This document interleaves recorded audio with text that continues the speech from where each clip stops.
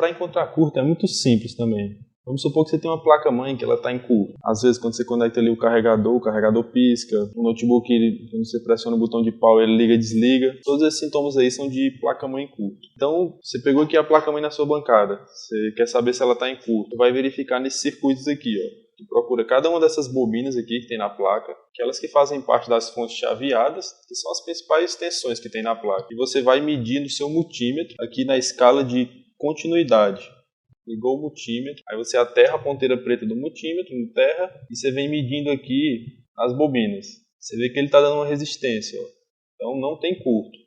Ele tem que fazer isso aqui, ó, para poder ser curto-circuito. Você vai medir na outra bobina, ó, está dando 0,02 de resistência. Então se você abrir o esquema elétrico, você vai ver que ele é a bobina de 3 volts. Então você pode dizer que você tem um curto na linha de 3 volts. Eu vou fazer aqui a desmontagem do HP, a gente vai fazer, mas antes de desmontar ele, eu vou te dar logo uma dica que possivelmente você pode até passar o orçamento para o cliente antes mesmo de fazer a desmontagem dele. Então é o seguinte, ó, quando você pega esse modelo aqui da HP, especificamente o HP G42, você pode fazer o seguinte, ó.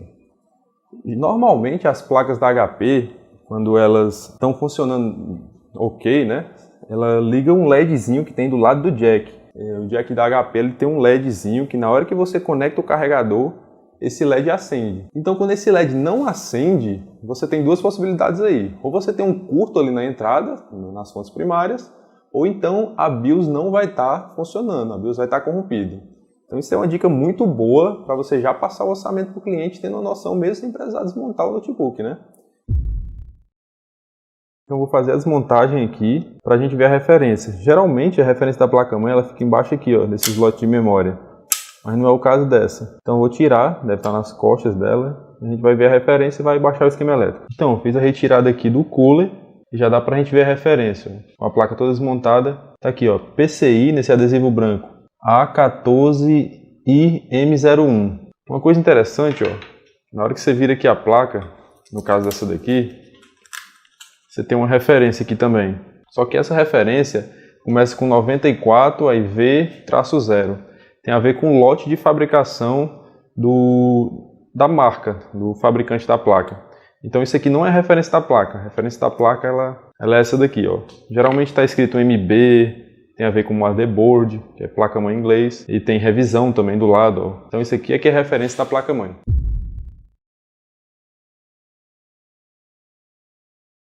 Então, o primeiro passo para a gente iniciar uma análise aqui é a gente medir todas as tensões que vão ter em cada circuito. A gente vai fazer essas medições nas bobinas, que é justamente o método que eu explico e sempre ensino aqui para todos os meus alunos, que é você medir todos os circuitos, saber se todos eles estão alimentados e, se sim, você regravar a BIOS. Porque nesses casos aqui que a placa liga e não dá vídeo, só tem duas hipóteses, ou a memória vai estar ruim, ou então a BIOS vai estar corrompida. Então, a gente vai fazer esses testes aqui, vamos testar aqui todas as bobinas e saber se elas estão sendo alimentadas. Vamos fazer o teste agora. Pronto, vou aqui ligar a placa para a gente começar os testes. Cada bobina dessa daqui representa um bloco um circuito que tem na placa. Então a gente vai medir nelas se tem uma tensão. Se tiver uma tensão, independente do valor que tenha nessa bobina, a gente não vai ligar para isso agora, quer dizer que aquele circuito vai estar funcionando.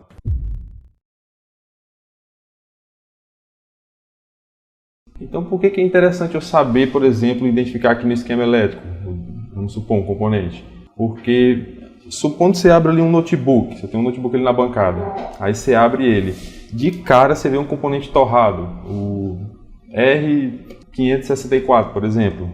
Aí você, só olhando ali para a placa-mãe, é praticamente impossível você saber o que é aquele componente, como é que ele funciona, como é que você vai testar ele e por qual você vai substituir. Então você tem um esquema elétrico aqui para te dar todas essas referências. Você abrindo aqui o esquema, você vai digitar lá no campo da busca, dá um Ctrl F aqui, digita R564. Você dá um Enter, então você tem aqui, ó. Você sabe que é um resistor, né? Logicamente R, mas agora você já consegue saber qual é a referência dele, de qual circuito ele faz parte, né? Identificando assim a importância do componente para o notebook ligar ou não.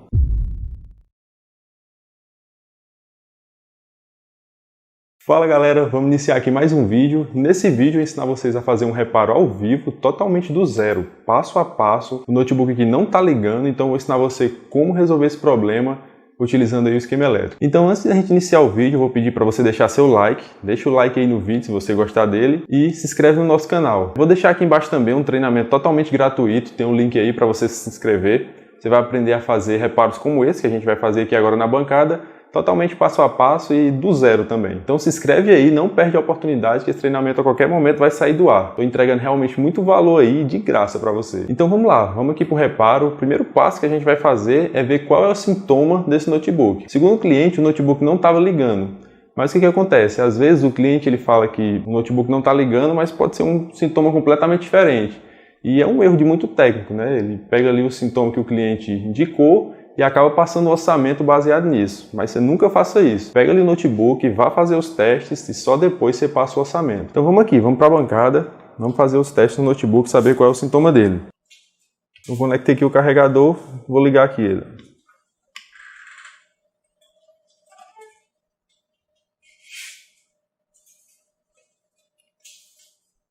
Aí, como dá para ver, o notebook acende os LEDs, mas não acontece nada, não dá vídeo na tela. Então vamos aqui, vamos fazer as montagens. Alguns técnicos aqui, na hora que pega um caso que nem esse, você aperta o botão de power, liga os LEDs, mas não dá vídeo, muitas vezes o técnico pensa logo que é problema na placa-mãe, alguma coisa muito séria, às vezes ele não vai saber resolver, mas pode ficar tranquilo, ó. A maioria desses casos é uma simples memória, um processador, então você faça as montagens do notebook, faça alguns testes aí que você vai conseguir resolver na maioria dos casos. Então vamos lá, vamos fazer as montagens.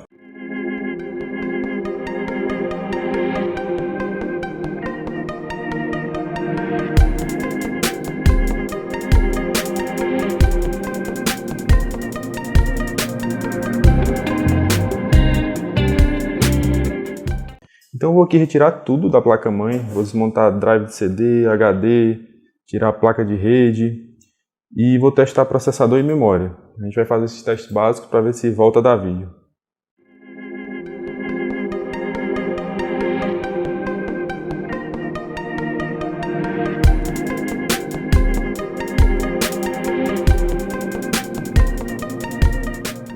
Então pronto, ó. Retirei aqui a memória para fazer o primeiro teste. E vou tentar ligar aqui na fonte de bancada.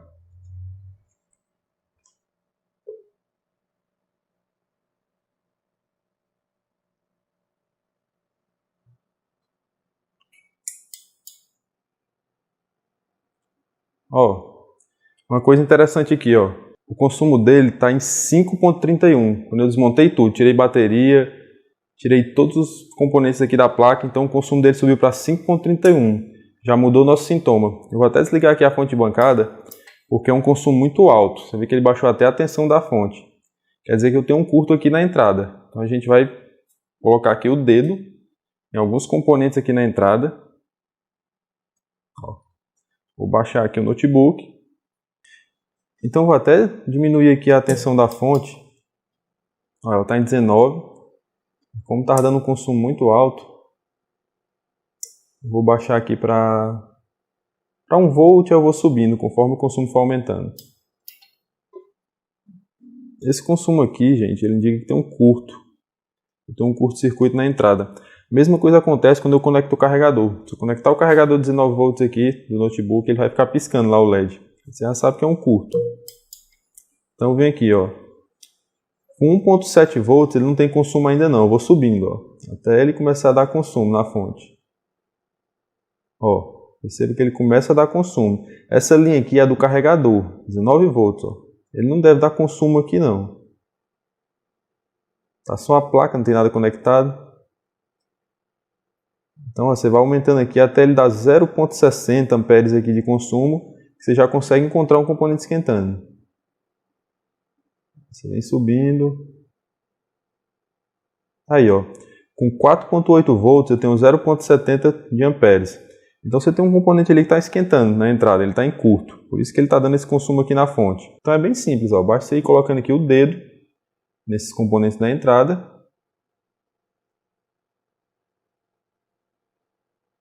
Aqui, ó. Achei ocupado. É esse componente pequeno aqui. ele é o U10 aqui na placa. Então esse componente aqui, ele provavelmente ele é um MOSFET de entrada. A gente vai confirmar isso agora no esquema elétrico. Eu vou baixar aqui o esquema elétrico dele e vou mostrar para vocês esse circuito e como é que a gente vai fazer a substituição dele. Então eu vou fazer a desmontagem aqui, primeiro da placa, para a gente ver a referência. Geralmente a referência da placa-mãe ela fica embaixo aqui, ó, desse slot de memória. Mas não é o caso dessa. Então eu vou tirar, deve estar nas costas dela. A gente vai ver a referência e vai baixar o esquema elétrico. Vamos lá. Então eu fiz a retirada aqui do cooler. Ó, e já dá para a gente ver a referência. Com a placa toda desmontada. Tá aqui, ó, PCI nesse adesivo branco. A14IM01.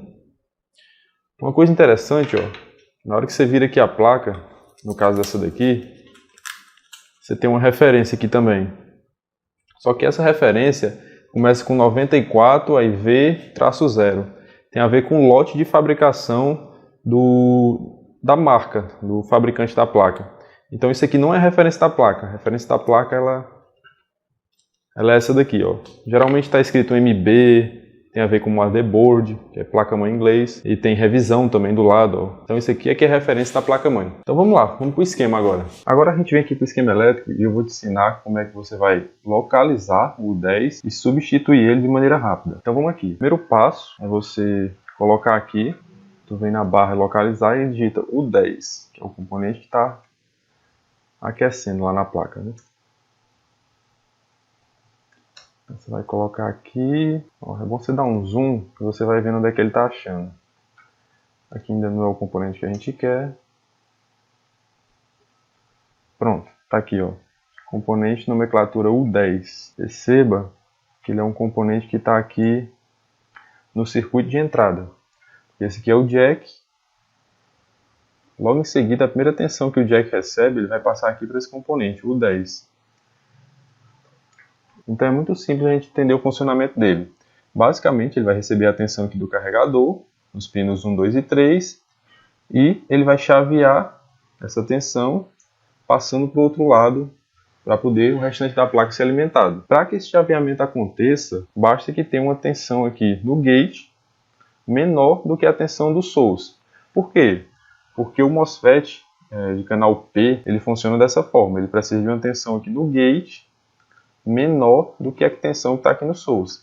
Então, se eu tenho 19 volts do carregador aqui no source, nos pinos 1, 2 e 3, a tensão do pino 4 do gate precisa ser menor que 19 para poder essa tensão aqui do source passar para o outro lado. É assim que o MOSFET canal P funciona. Então, como é que eu sei que aqui é um canal P? Basta você colocar aqui, ó, todo MOSFET de entrada, geralmente ele é canal P. Mas basta você colocar aqui na internet a referência dele, digitar datasheet.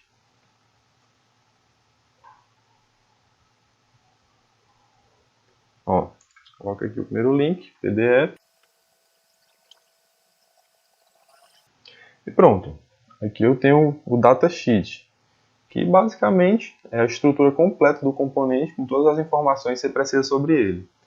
Então você tem aqui, ó, a informação sobre qual é o tipo de canal. O MOSFET tem dois tipos, o P e o N, e esse é um canal P de 30 volts. Então fica muito simples você trocar um componente com essas informações aqui. Só precisa saber qual é o tipo de canal dele, qual a tensão máxima que ele suporta, 30 volts, e para ficar mais completa a informação, você pega também a amperagem máxima que ele vai suportar. No caso aqui, amperes, medido em A, e 13 amperes, que é a amperagem máxima que esse MOSFET suporta. Então, com essas informações, você vai precisar só lá, numa sucata qualquer, pega um componente, vê a referência, vai aqui na internet, busca o datasheet dele e vê se ele suporta até 30 volts ou mais que isso, ou 13 amperes ou mais que isso. Isso nunca pode ser abaixo da capacidade do MOSFET original que você vai trocar. Sempre tem que ser igual ou superior a isso. Então pronto, você pegou ali um componente, volta aqui no esquema. Uma dica interessante é na hora que você retirar aqui o 10, você retirou ele da placa, geralmente a gente faz isso sempre que você desconfia que tem curto ali na linha. Então se esse componente está aquecendo, certamente ele está em curto ou então alguém aqui na linha dele.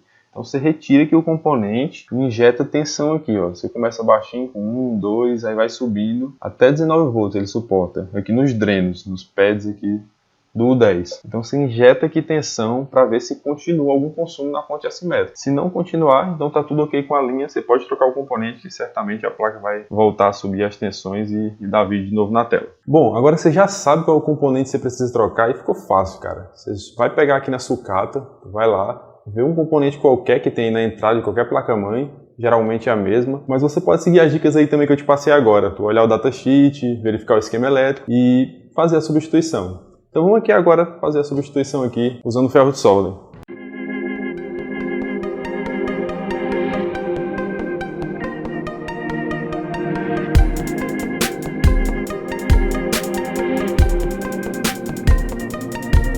Antes da gente partir de vez para a substituição do componente, colocar logo aqui na placa, a gente vai fazer o seguinte teste. Ó.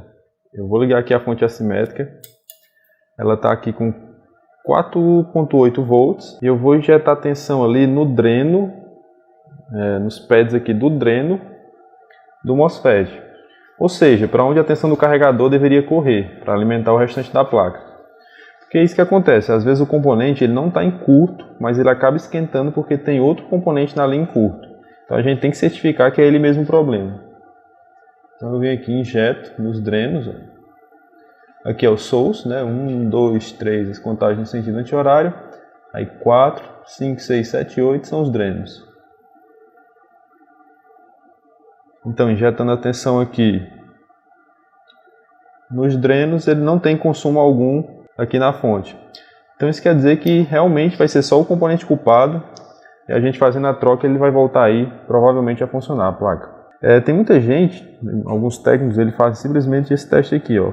Eles passam um fio do source para o dreno, simulando o funcionamento do MOSFET. Então é só passar um fio aqui, ó, do terminal 1 para o terminal 8 e fazer o teste também, colocando a fonte assimétrica. Mas eu não aconselho geralmente você colocar logo o carregador, porque pode ser que o problema não seja ali naquele componente que está esquentando. Então se tiver um componente mais à frente em curto, ele vai explodir, porque você vai colocar aí a tensão do carregador diretamente. É arriscado até o componente explodir aí e danificar a placa. Então vamos aqui, vamos fazer a substituição do componente e ver se a placa dá vídeo aí de novo. Pronto, antes de colocar o componente lá na placa, a gente vai fazer o teste dele. O funcionamento básico do MOSFET é o seguinte, ele tem um diodo interno, então você coloca aqui na escala de diodo para fazer o teste. Vai colocar a ponteira preta, por se tratar de um canal P, você vai colocar a ponteira preta aqui no source. E a ponteira vermelha lá nos drenos. Ele vai dar uma resistência. Ok. Inverte. Ele não pode dar resistência. Ok. Agora a gente vai testar se ele está chaveando. Ponteira preta no source. Ponteira vermelha nos drenos. Você vai encostar a ponteira preta lá no gate. E ele vai chavear. Pronto. Essa é a função básica dele. Ele vai pegar o 19 aqui no source e passar para o dreno através do chaveamento do gate. Depois de realizar a troca aqui do componente, a gente vai fazer o teste, né? Vou colocar aqui a fonte de bancada e ligar para ver se o curto sumiu. Pronto, ó, eu liguei aqui com 4.7 volts. Então você fica olhando para cá, para a amperagem, e vê se ele vai subindo. Eu vou aumentando aqui a tensão. Lembrando que ele estava com curto aqui de 0.60 amperes com 4.7 volts. Então esse curto ele já sumiu, ó, porque aqui a amperagem está zerada. Então você continua aumentando devagarzinho. Não é interessante ser na hora que trocar o componente já colocar os 19 volts, que pode ser que ele queime de novo. Se tiver algum curto mais para frente. Então você vem aumentando aqui devagarzinho.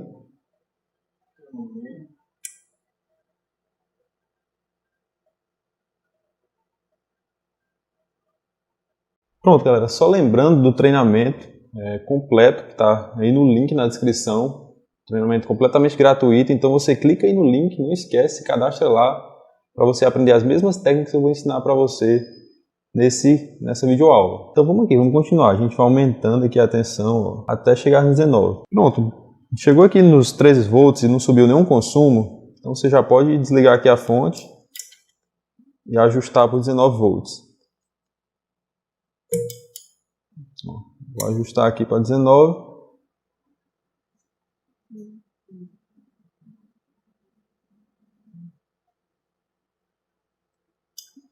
E ligar aqui para ver como é que fica o consumo. Então tá aí, ó, 19 volts injetado na fonte e não tem nenhum consumo. Vamos colocar aqui processador, memória e vamos dar o start aqui para ver se a placa ela liga e dá...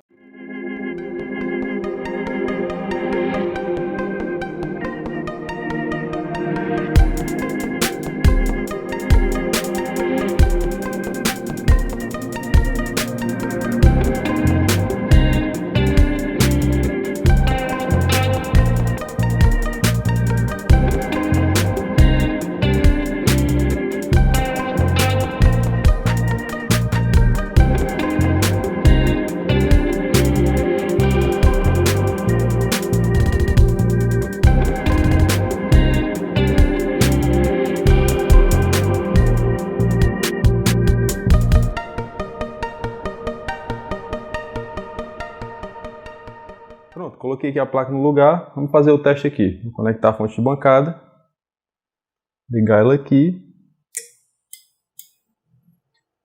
Ó, perceba que já teve a mudança, ó.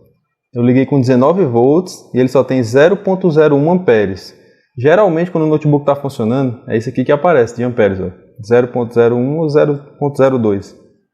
Aí quando você pressiona o botão de power, vamos pressionar agora para ver. Acendeu o LED, subiu o consumo e deu vídeo na tela. Então tá aí, gente, mais um reparo resolvido, a placa-mãe voltou a funcionar. Agora é só entregar para o cliente, passar o orçamento para ele, se ele aprovar, entregar ao cliente. Bom, esse reparo foi bem simples, a gente trocou só o MOSFET de entrada e existem muitos defeitos aí que você vai pegar em placa-mãe com esse tipo de reparo. E se você quiser aprender como reparar problemas como esse aqui, não se esqueça, ó, clica aí no link da descrição, se inscreve no curso gratuito, é 100% gratuito e eu te vejo lá.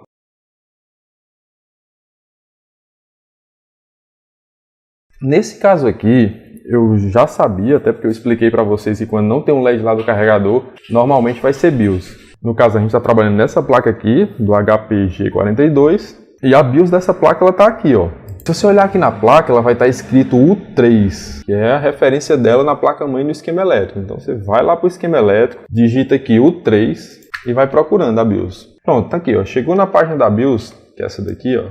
Você vê que ela tem escrito geralmente SPI 1 ou mesmo BIOS. Então você sabe que aqui é o CI da BIOS, ó, esse U3, no caso dessa placa. Então o que é que a gente precisa saber de interessante aqui? Primeiro, que a alimentação do CI da BIOS ela vem no pino 8, ela é dada no pino 8, todas as BIOS. Então você tem aqui mais 3 VPCU, então você já tem a tensão de alimentação desse CI, que é dada aqui, ó, VDD, no pino 8. E outra informação interessante é a capacidade da BIOS, ó. Você tem aqui uma BIOS de 1 MB.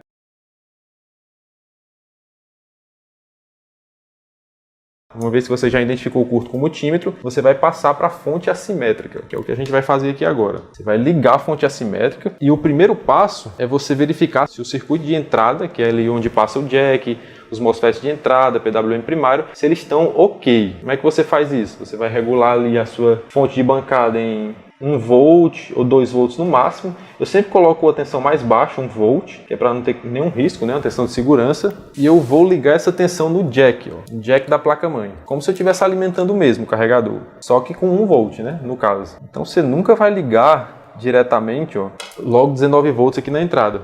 Porque pode ser que algum componente ele esteja em curto e ele venha até explodir se ele pegar os 19 volts. Porque se ele estiver em curto, levando aquela tensão para o terra, pode ser que ele exploda e rompa alguma trilha da placa-mãe, fazendo assim que o conserto não seja mais possível ser feito.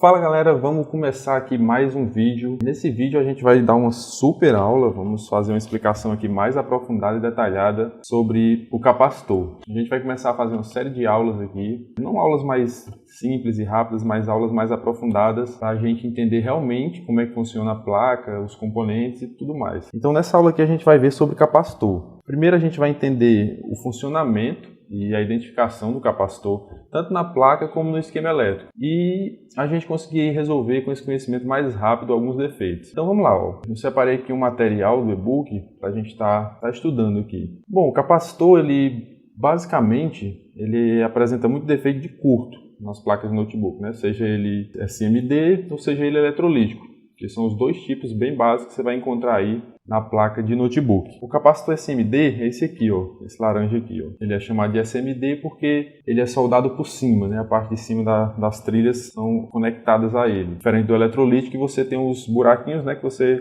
coloca o capacitor para poder soldar. O capacitor SMD ele não tem polaridade, ele não tem aquele lado negativo e o lado positivo. Então, qualquer lado que você soldar ou inverter, você não precisa se prender a isso para poder retirar o capacitor e depois colocar de volta. No caso dos capacitores, a unidade de medida dele é farad, né? Você tem ali picofarad, microfarad e aí sucessivamente. Bom, a letra C ela é usada para identificar, né, o capacitor na placa-mãe.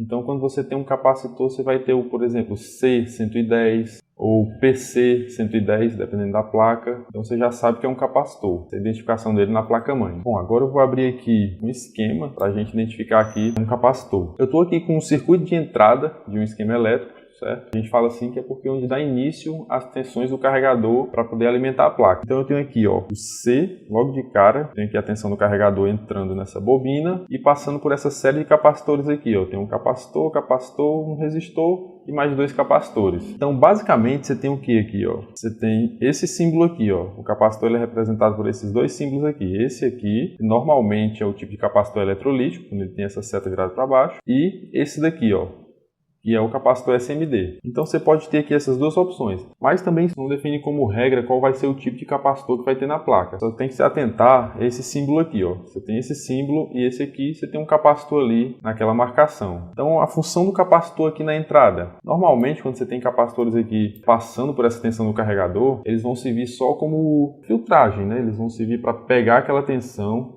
e segurar para poder que não haja oscilações na placa-mãe. Por exemplo, quando você tem uma tensão ali saindo da tomada da sua casa, você tem uma tensão alternada, né? Então pode acontecer facilmente vários picos de tensão e quedas de tensão ali naquela linha. Quando você tem uma tensão na placa de notebook, então aquela tensão ela não pode acontecer esse tipo de oscilação. Então o engenheiro vai e coloca alguns capacitores para poder fazer essa filtragem de tensão, entendeu? Estabilizar a tensão caso ocorra qualquer falha, mesmo que mínima ali naquele notebook, naquela alimentação. Então a tensão passa por aqui, esses capacitores ficam sempre ali fazendo a filtragem. Então o que acontece? Quando um capacitor desse aqui entra em curto, ó, ele liga a tensão de 19 volts alterna. Então a placa-mãe aqui ela já não vai ligar, ela vai ficar com o carregador. Se você conectar o carregador nela aqui, ele vai começar a piscar. Por quê? Porque logo na entrada aqui, você tem um curto, né? Você tem um componente que está em curto, um capacitor. Vamos voltar aqui para o e-book. Bom, e basicamente os principais modelos são esses mesmos, né? Você tem um SMD, esse aqui, ó, esse laranja. E você tem o eletrolítico, também SMD, né? O eletrolítico daquele normal, que tinha um fiozinho e enfiava, né, na placa, ele é mais encontrado em placa de desktop, né, as placas mais antigas. Nas placas de notebook, por ser mais compacto, o engenheiro já coloca esse tipo de capacitor aqui, ó, o SMD.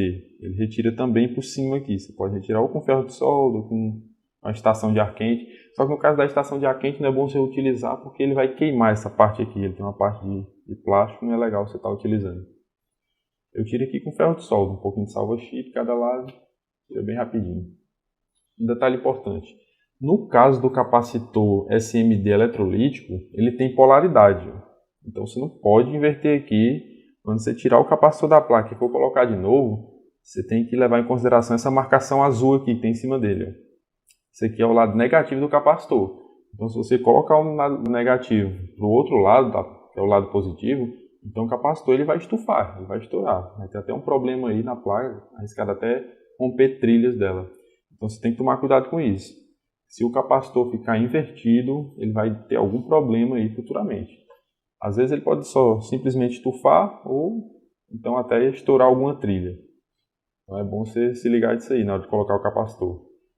Os capacitores SMDs, eles são mais encontrados do que os eletrolíticos SMDs na placa de notebook. Então esse daqui você vai encontrar em grande quantidade. É por isso que esse componente ele apresenta tanto problema de curto. Normalmente, quando você tem curto na placa, ou vai ser um MOSFET, ou vai ser um capacitor desse que está em curto. Aí, assim, no caso do capacitor SMD, esse laranja aqui, ele realmente não tem polaridade, né? Então você não vai precisar se ligar na hora de colocar ele de volta na placa. Só o SMD eletrolítico mesmo. Então, basicamente, o teste de capacitor que você pode fazer ou você testa ele no multímetro, que ele você pode saber se ele está em curto ou se ele está aberto, ou você pode testar com capacímetro, onde você vai saber a capacitância do capacitor. Então, essas duas formas mais seguras que tem aí para você saber se o capacitor está funcionando. Então, vamos aqui para a parte mais prática, né? Eu vou abrir aqui o esquema e vou explicar aqui a função do capacitor no circuito, no esquema elétrico, e quais são os principais defeitos que ele apresenta. Por exemplo, ó, no circuito de entrada aqui, você tem o capacitor fazendo filtragem, né? Ele vai pegar a tensão aqui e vai manter ela estabilizada.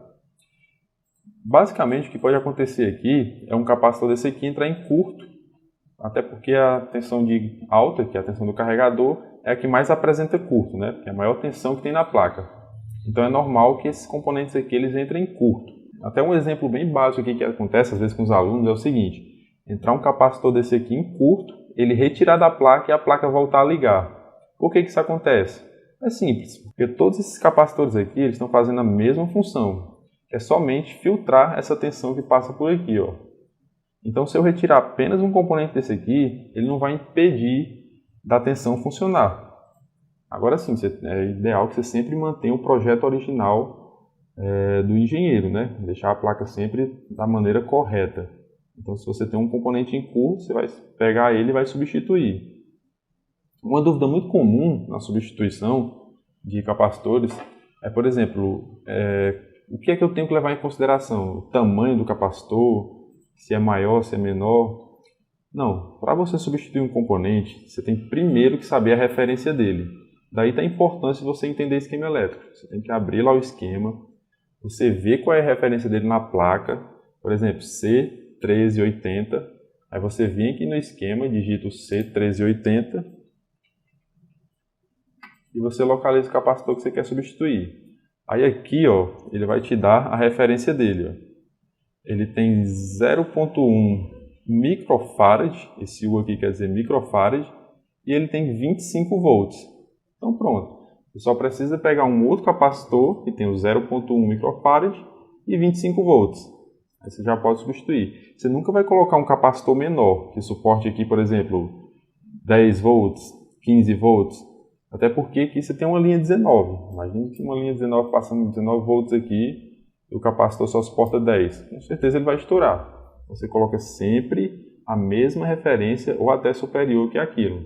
Aqui do mesmo jeito, ó, eu tenho um capacitor de 1000 picofarad, que é o P, quer dizer que é picofarad, com 50 volts. Então, você leva em consideração só isso aqui, para fazer a troca dele. Outra parte importante aqui que você vai encontrar capacitor é nos circuitos de fontes chaveadas, que são onde geram as tensões principais da placa, que são as tensões de 3 e 5 volts, a tensão do processador, do chipset, da memória. Então você sempre vai encontrar capacitores ali também. No caso aqui, essa é uma fonte chaveada, aqui o PWM dela, o U27. Nessa fonte aqui, dessa placa, vai gerar os 5 volts do primário.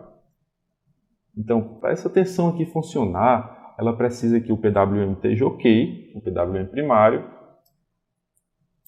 esse aqui, o OZ815, precisa que o MOSFET de alta da tensão em questão também esteja funcionando, o MOSFET de baixa também esteja ok e que a bobina também esteja ok.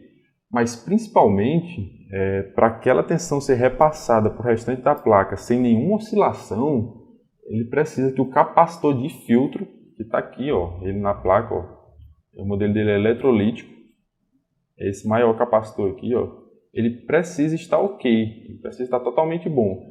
Se ele tiver qualquer probleminha ali com a sua capacidade de medida, no caso é o farad, a capacitância dele estiver muito elevada ou tiver com qualquer oscilação, então o capacitor ele já não vai funcionar. Essa tensão aqui, por incrível que pareça, ela não vai aparecer aqui no circuito. Ó.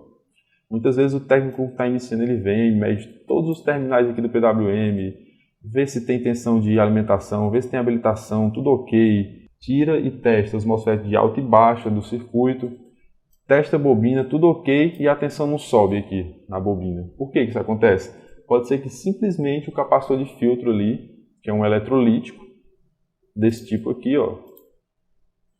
Normalmente é esse tipo de capacitor aqui, que você encontra nas fontes chaveadas. Então ele é um capacitor eletrolítico, ele precisa estar em pleno funcionamento. Se ele tiver com a capacitância ruim, então a fonte não vai ficar ali estabilizada na bobina. Então, basicamente, é isso que acontece. Ó. Você pode até fazer um teste. Você pegar uma placa que tem ali a fonte primária funcionando e retirar o capacitor da placa, esse capacitor de filtragem aqui. Aí você vê que tem até mais alguns aqui ó, em série, ó, ajudando a fazer essa filtragem. A importância dele é muito grande, né? Porque, assim, se a tensão que entra lá no carregador já tem a importância até chegar no PWM primário, você imagina o restante das fontes, né? Que vão alimentar circuitos ali que tem correntes muito maiores do que a do carregador. Você tem ali, por exemplo, o circuito processador, que inclusive ele até aquece, né? Então você tem uma passagem de corrente muito maior ali também. Então tem que estar totalmente estabilizada essa tensão. Se tiver qualquer problema aqui, então a placa vai desligar. Às vezes é isso que acontece. Já peguei placas aqui, por exemplo, dela pegar, ligar, funcionar por um pedaço e do nada ela desliga. Aí ligava de novo, funcionava um pedacinho, do nada desligava. Então você testar tudo, às vezes passa algum tempo testando aí, tudo ok, e quando vai ver é só um capacitor de filtragem ali que está falhando. Claro que esse tipo de defeito aqui ele não é tão comum de acontecer. Às vezes também ele acontece. Então você tendo conhecimento, você já consegue resolver facilmente. Então no caso da substituição desse capacitor aqui é a mesma coisa. Ó. Você tem um capacitor de 330 microfarad, né? E 6.3 volts, que normalmente é o tamanho dele nas tensões aqui das fontes chaveadas, que já são tensões aqui menores, tensões reguladas da placa, né? Então basicamente é isso. O estudo do capacitor ele realmente não tem muito segredo. Nas placas de notebook ele vai servir somente para fazer a filtragem e ele entra mais em curto, né? na parte de entrada. Nas fontes chaveadas ele serve para fazer filtragem também, para estabilizar a tensão. E tem a sua representação como letra C. Então, só um resumozinho aqui da aula que a gente viu hoje. A gente estudou sobre funcionamento e identificação, tanto no esquema como na placa. A gente viu os modelos de capacitores que tem, que são eletrolíticos, os SMDs. A gente viu os principais defeitos que pode apresentar e também teste de substituição do capacitor. Bom, vou ficando por aqui essa aula. Se você gostou do vídeo, deixa o joinha aí, vai ajudar com certeza o canal. E deixa um comentário também se você tiver alguma dúvida sobre esse assunto. E a gente se vê no próximo vídeo.